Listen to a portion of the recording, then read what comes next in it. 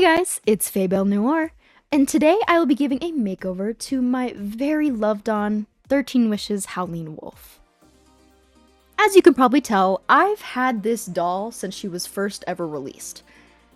In the past, I've already tried to give her a little makeover with this A-line bob she's got going on here, but I think it's time for something even better.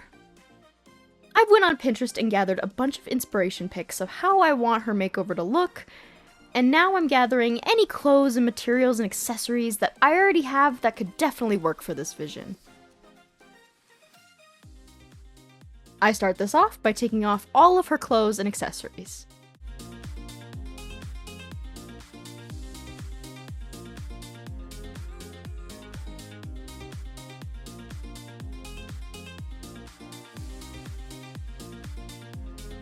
To keep track of everything, I placed it all in this Wednesday cup I got from the Party City closing sale.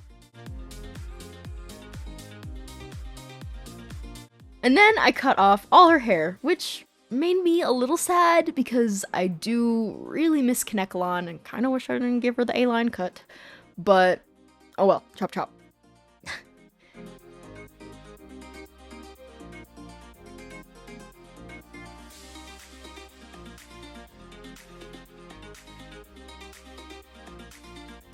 Then, when most of her hair is completely chopped off, I place her head in some boiling water. Once her head is squishy, I don't know why that line keeps making me laugh.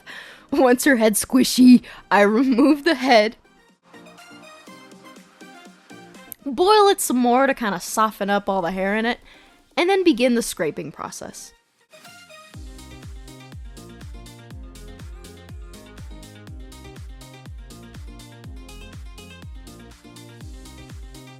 This is always the most exhausting, disgusting, but oddly satisfying part.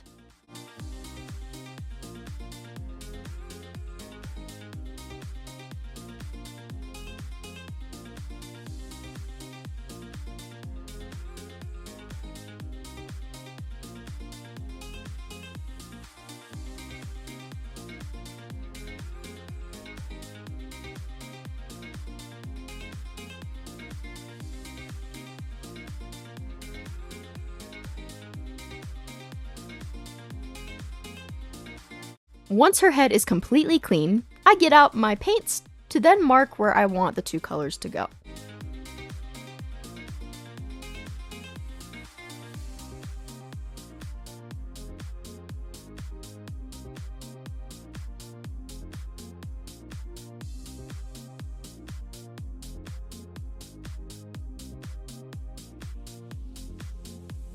I've learned that although it chips easily, watered down craft paint is the best for dolls.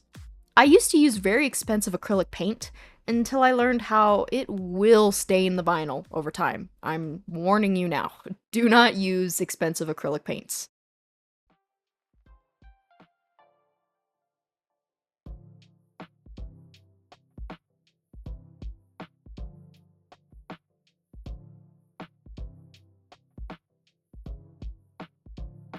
Now that the paint has completely dried, we can start the rerooting process. The hair I'll be using is some recycled Rainbow High hair. As for the tool, I'm gonna be honest with you guys, I don't remember where I got it. But the needle is just a standard needle that I cut the eye part at an angle.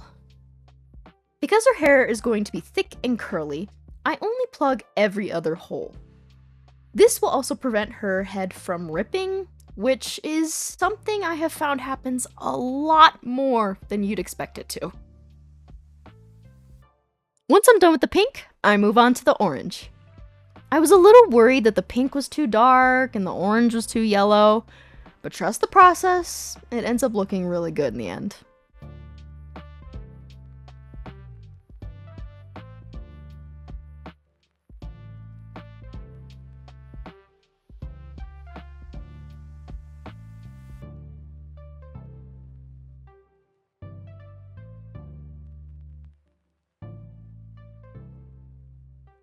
Finally, when all is plugged how I'd like it, it's time to put the glue in.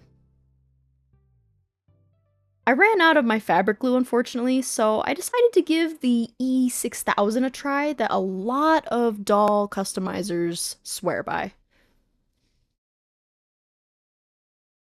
Once I figured out how to get the cap on properly, which shouldn't have taken me as long as it did, I squeezed the glue around, trying to get every little spot in the head.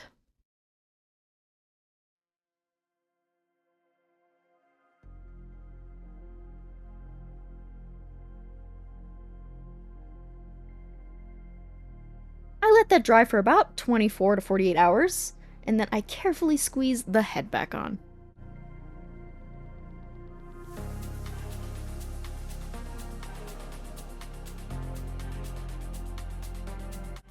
To style doll's hair, I personally like to use aluminum foil. Let me explain.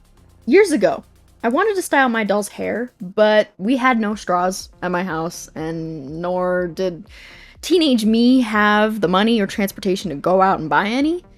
So I remember I had just learned how aluminum foil works for cooking, and I wondered, wouldn't that also work the same for my doll's hair? I then started taking strips of the foil, scrunching it up, and twisting it around the doll's hair. I've personally found this to be way more convenient than using straws. It uses way less materials, the material can easily hold the hair in place with just a few pinches, and the way the foil also heats up ensures that the inside of the curls will heat up as well.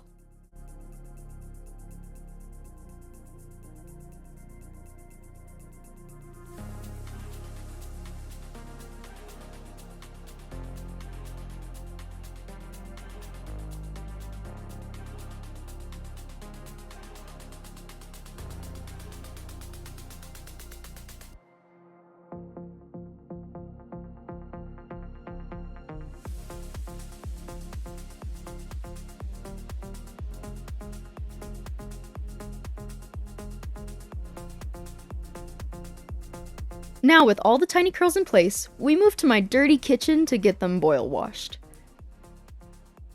I've brought along my new Bratz Lena to demonstrate how I do straight hair as well. I like to do the standard switching between boiling water and cold tap water to kind of set it in place. I do this for both dolls on and off, except for the straight hair, I will oftenly comb through it in between washes.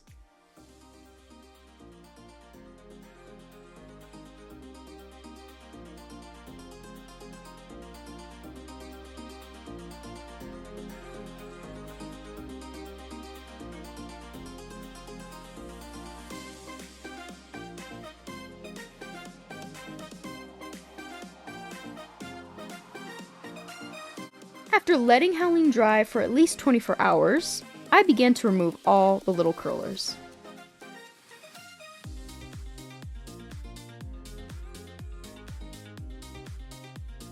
It's looking a bit messy, but once I separated all the curls and trimmed it up, I got it looking exactly how I wanted it to look.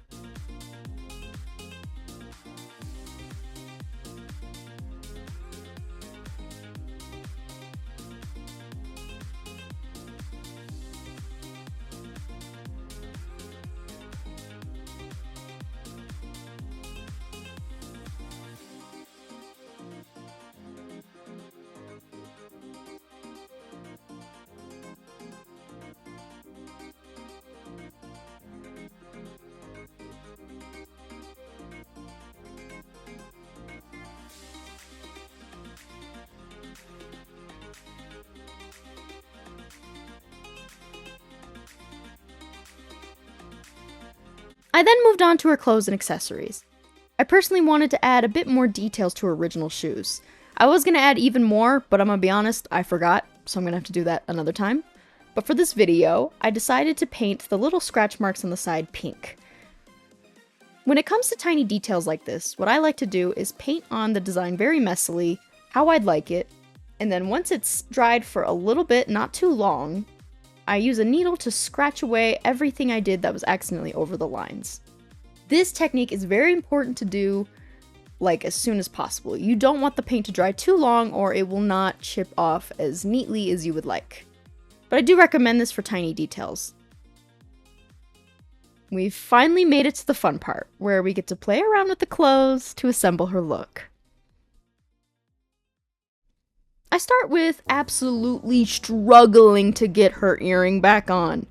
And by struggling, I mean I currently have on nails that I didn't have when starting this project, so that was a struggle. And I lost the earring about 3 times and panicked about 3 times. But after all that struggling, I finally got it on. I really wanted to turn these pant legs into a skirt, but I don't know.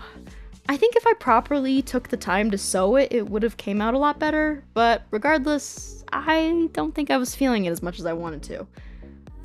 I knew I wanted to also use this green top, but putting it all together, yeah, no, it was not serving. So I decided to take everything off and try it all again, except with her original dress.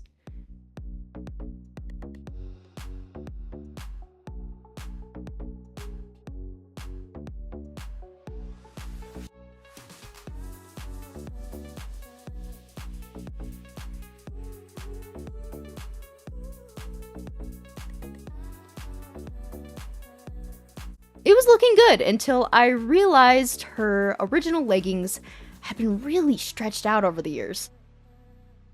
I had to make the hard decision to cut them up and turn them into socks, which turned out really cute, so I'm not too mad about it anymore.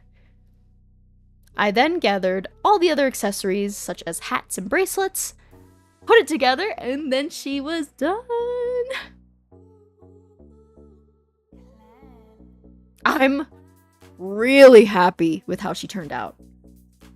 I've become really obsessed with these kind of makeovers where I take their original clothes and I just kind of spice it up a little bit. And I'm really curious to see if you guys would like more of these videos in the future. So comment down below, what do you guys think? Should we do more? And what do you think of this Howleen makeover? Thank you all so much for watching, and again, make sure, comment, subscribe, like, all the things.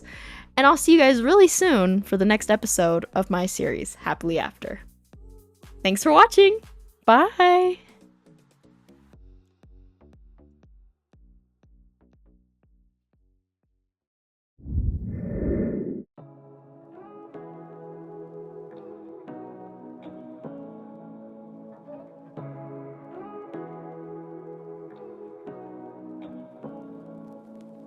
Say what you wanna say.